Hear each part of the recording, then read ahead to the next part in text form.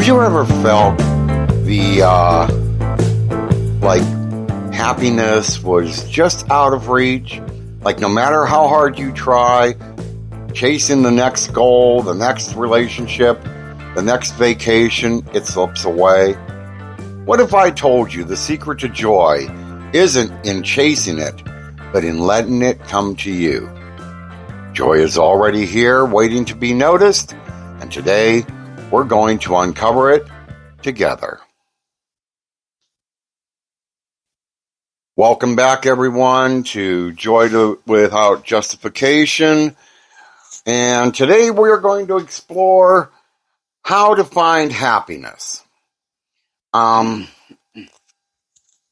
It is something that, a lot of people keep chasing, keep trying to pursue, and yet are unaware that you are already living in that moment. We are your hosts, Denny and Dan. And Dan, what do you have to think on all this? Well, we've all been stuck in this trap, myself included, and you lived it with me, so you know. And that's believing that joy would come once you hit the next milestone, or I got the next thing, or fixed the next problem, or got the next commission check, or whatever the case may be. But every time I got there, yeah, I'd be happy, but it was fleeting. And the harder I tried, the emptier I feel. So this is something I think that we definitely all can relate to. Yeah, so it's more or less a happiness trap. And this idea that we're all being sold that joy is something we have to earn. Today we're going to break free together. We'll uncover why chasing joy doesn't work, how to stop, and 3 simple ways to notice that happiness is already within and around you. So let's dive into that. Let's start with a universal struggle. Have you ever thought, I'll be happy when I get that next promotion, or when I find the next partner, the right partner? I guess that should be. And you found me. Yeah. Or whenever I have enough money to retire at an early age. But here's the thing. Even when those things happen, are you really going to have joy? It doesn't last. Mm-hmm. You can't just base your joy on material possessions. Right. And it doesn't come sometimes at all if that's what you're basing it on. Why? Well, that's the happiness trap. It's the lie that tries to tie everything externally and making it something you have to chase after, rather than something that you can sit there and be like, wow, Right. It's here. Yeah. Yeah. So yeah, it's like trying to catch a butterfly. So, the harder you try to run after it, like you did when you was a kid, trying to catch them, the more it flutters and flies away. But if you just kind of sit really still, just sit there and simply be, that butterfly may come and land on your shoulder. I didn't really try to catch butterflies when I was younger. You didn't? No, we chased bees. Oh, well, you would. You would. I didn't like being stung. But, well, I didn't either. But happiness, that's like that butterfly. So it comes when you stop chasing it and you just simply notice it. So don't force it. Just notice it. So the tighter we grip the idea of happiness, the more it slips through our fingers. Joy isn't something we achieve. It's something that we uncover. So let's take a look at why it doesn't work chasing joy. Joy isn't out there. It's not in the next achievement or the next big thing. Joy is already here, but we're too busy looking ahead to notice it. Mm-hmm. Joy isn't, Susie down the road got a new iPhone. And I've got to have that phone because, she has one. Right. And I'm not going to be happy until I get one. Right. And, why?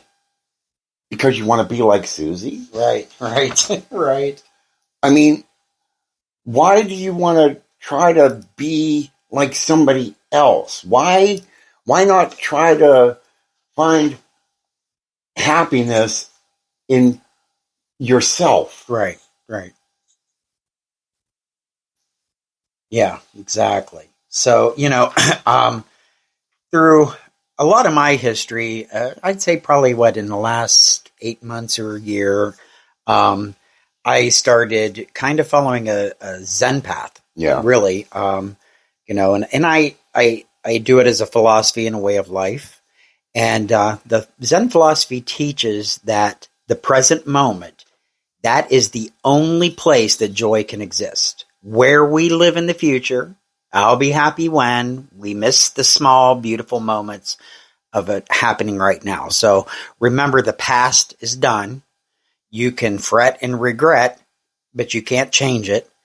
And we imagine outcomes in the future. Most of the time, those don't come true. So it's kind of like, to me, it's like standing in the river. We live near the Ohio River. So if we put our feet in the Ohio River, and no, sharks. Well, yeah. Okay, that's another thing.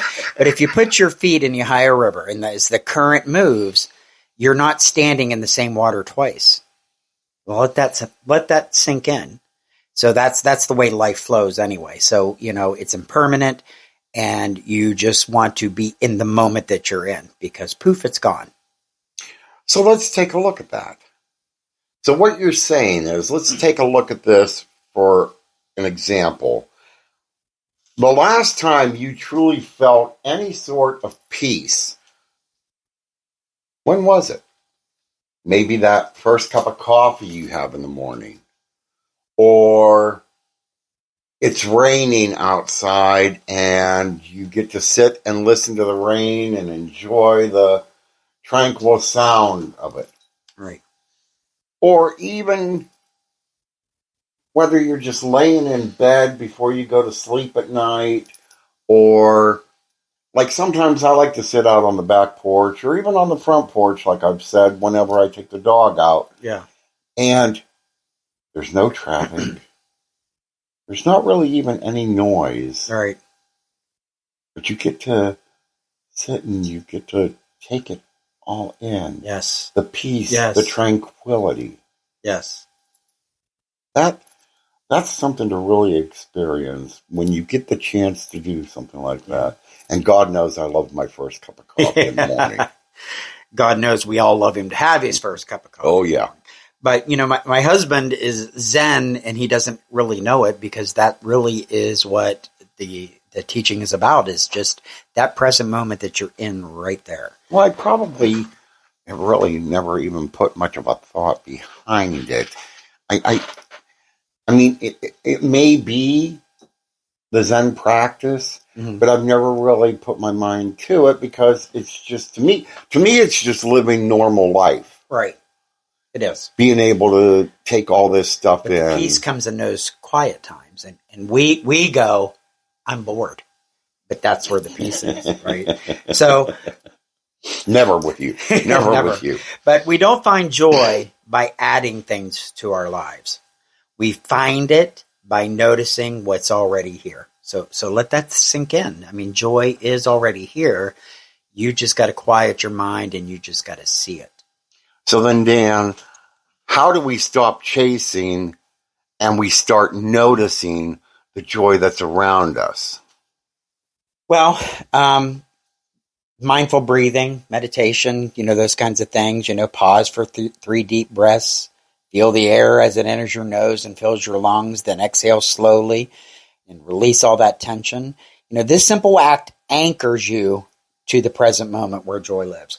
So, get in the habit of focusing, on your breath. Your breath is your anchor. You inhale peace and you exhale the need to chase. Gratitude is huge. And something I learned a long time ago when I, believe it or not, was practicing neo-monasticism with the Episcopal Church, but gratitude is huge. So take 30 seconds to notice one small thing that you're grateful for. It could be the warmth of the sunlight, the laughter of a loved one, the comfort of your favorite chair, a favorite song.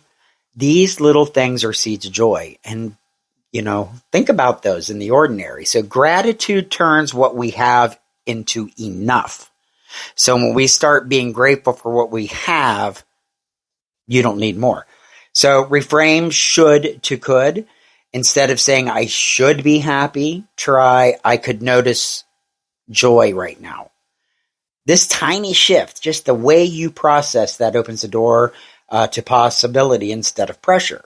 So happiness isn't a demand, it's an invitation. You've got to be willing to invite that in. So we challenge you to try one of these practices today. Joy isn't in the next thing. It's in this thing right here, right now, and we just need to start noticing that and quit trying to shoot for the stars when you are already living that star moment. Right. So here's what we've learned. The harder you chase joy, the further it drifts away. But when you stop, when you breathe, when you notice the beauty already around you, that's where joy lives. So it's right there. You just got to see it. You've got to believe it. Joy doesn't hide. It waits.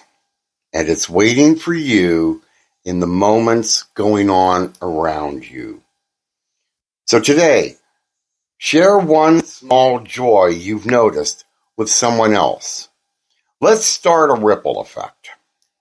So if this episode resonated with you, please share it with someone who might need it. And let's create that ripple effect of joy. And if you try one of these practices, email us at joywithoutjustification@gmail.com, because we would love to hear about the small joys you uncovered today. And you can also follow us on YouTube, Facebook, and Blue Sky. And so let's take a look at next week's episode. We will be getting ready with our pre-Thanksgiving podcast. Yes. When we release it that day. So we'll be looking ahead to what kind of gratitude are you going to be thankful for this Thanksgiving. So tune in next week for that episode.